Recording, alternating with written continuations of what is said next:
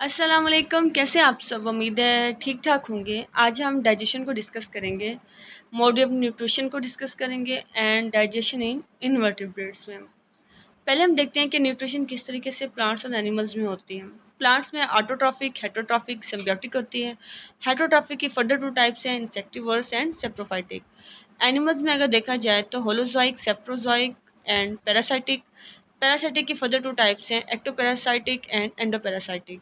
Heterotrophic nutrition का अगर हम डिफरेंस देखा जाए कि होलोजोइक न्यूट्रिशन, पैरासाइटिक न्यूट्रिशन और सेप्रोफाइटिक में क्या डिफरेंस है, तो सबसे पहले हम होलोजोइक को देखते हैं। ये इस टाइप की न्यूट्रिशन है जिसमें एनिमल्स पूरी फूड को कंज्यूम करती है और बॉडी के अंदर उसकी ब्रेकडाउन होती है, जैसे कि ह्यूमंस, एनिमल्स और इंसेक्टिवरस प्लांट्स में होती है। पैरासाइटिक न्यूट्रिशन में दूसरे ऑर्गेनिज्म की बॉडी से फूड ले रहे होते हैं और इस तरह के ऑर्गेनिज्म को पैरासाइट्स कहते हैं, जैसे कि एस्केरियस, टेपवर्म, लाइस हैं। सेप्रोफाइटिक में डेड डी एंड के ऑर्गेनिज्म पे फीड कर रहे होते हैं और इस तरह के ऑर्गेनिज्म को सेप्रोफाइट्स कहते हैं, जैसे कि बैक्टीरिया, फंजाई, यीस्ट, मशरूम है। अगर हम होलोजोइक न्यूट्रिशन की फर्दर टाइप्स देखी जाए तो इनमें कौन कौन से आते हैं। फर्स्ट नंबर पे आता है हर्बीवोरस न्यूट्रिशन। ये जस्ट प्लांट के पार्ट्स को कंज्यूम करते हैं और इस तरह के ऑर्गेनिज्म को हर्बीवोर्स कहते हैं, जैसे कि cow, deer, horse, rabbit. Carnivorous nutrition में ईट फ्लैश और इस तरह के ऑर्गेनिज्म को, एनिमल्स को कार्निवोर्स कहते हैं, जैसे कि cat, lion, dog. Omnivorous nutrition में दोनों पे फीड करते हैं, एनिमल्स और प्लांट्स दोनों पे फीड करते हैं, जैसे कि कॉकरोच, मैन, क्रो, और इनको ओमनीवोरस कहेंगे। इंसेक्टिवोरस न्यूट्रिशन में इंसेक्ट्स पे फीड करते हैं और इन for example lizard, torch, frog. Frugivorous nutrition fruits पे फीड करते हैं, जैसे कि मंकी। सेंगीवोरस में ब्लड को और अदर ऑर्गेनिज्म के ब्लड को सक किया जाता है, for example leech, vampire, bats, female anopheles, mosquitoes. Detritivorous में dead and decaying organic matter पे फीड करते हैं, for example earthworm. Fluid feeders में फ्लूइड फूड पे फीड कर रहे होते हैं, like butterflies, house flies. Microphagy में माइक्रोस्कोपी ऑर्गेनिज्म पे फीड किया जाता है, for example amoeba and paramecium.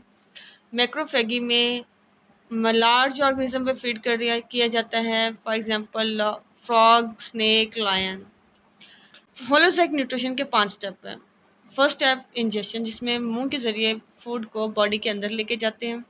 Digestion में इसको डिफरेंट एंजाइम्स की हेल्प से सिंपल और सॉल्युबल फॉर्म में कन्वर्ट किया जाता है। अब्जॉर्प्शन में जो सिंप्लीफाइड प्रोडक्ट है उसको अब्जॉर्ब किया जाता है। एसिमिलेशन में कन्वर्जन हो रही होती है लिक्विड और सॉलिड में। डाइजेशन में जो अनडाइजेस्टेड पार्ट होता है फूड का, उसको बॉडी से रिमूव कर दिया जाता है। न्यूट्रिशन अमीबा में अगर देखा जाए किस तरीके से होती है, तो फूड पार्टिकल जैसे ही अमीबा की सरफेस के साथ आके अटैच होता है तो सूडोपोडिया बाहर आता है और उसको सराउंड कर लेता है फूड पार्टिकल्स को और फूड वैक्यूल बनाता है।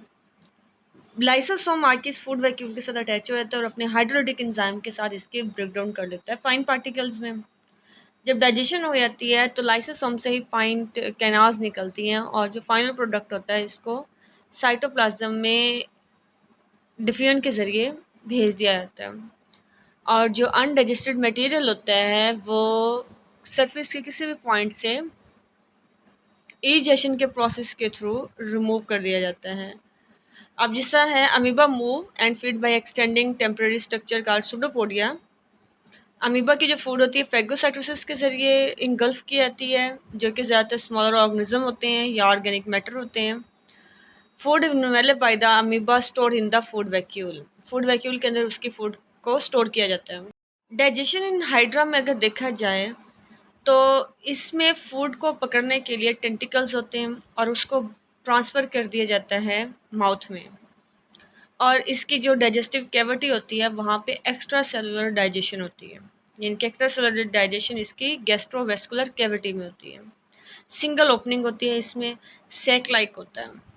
इसके बाद इंट्रा सेलुलर डाइजेशन होती है। कैसे? फेगोसाइटोसिस के ज़रिए इस फाइन पार्टिकल्स को इंगल्फ कर लिया जाता है और फाइनल जो डाइजेशन होती है, फाइनल डाइजेशन वहाँ होती है। और अनडाइजेस्टेड फूड वैक्यूल जो होते हैं वो एक्सोसाइटोसिस के ज़रिए गैस्ट्रोवेस्कुलर कैविटी में दोबारा आ जाते हैं और वहाँ से माउथ के ज़रिए जिस्म से बाहर रिमूव कर दिए जाते हैं। कॉकरोच में अगर देखा जाए तो इसके 3 हिस्से होते हैं, फोरगट, मिडगट और हाइंडगट। फोरगट में फेरिंक्स, सैलिवरी ग्लैंड्स और इसोफेगस, क्रॉप एंड गिज़र्ड आते हैं।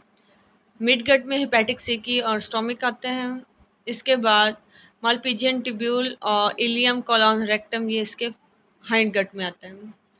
अब इसका मैकेनिज्म अगर देखा जाए तो डाइजेशन स्टार्ट होती है मुंह से, क्योंकि ये इसके जो मैंडिबल और मैक्सिले होते हैं वो फूड को च्यू करते हैं, और इसकी जो फूड होती है वो आल टाइप की फूड होती है।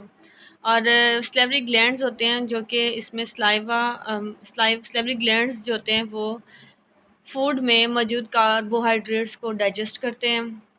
उसके बाद फूड को इसोफेगस में भेज दिया जाता है, और उसके बाद क्रॉप में वहाँ पे इसकी टेम्परेरी तौर पर जो मेस्टिकेटेड फूड होती है उसको स्टोर किया जाता है। फूड को उसके बाद स्मॉल अमाउंट में फूड को क्रॉप से गीज़र में भेजा जाता है, जो कि एज ए ग्राइंडिंग के तौर पर काम कर रहा होता है।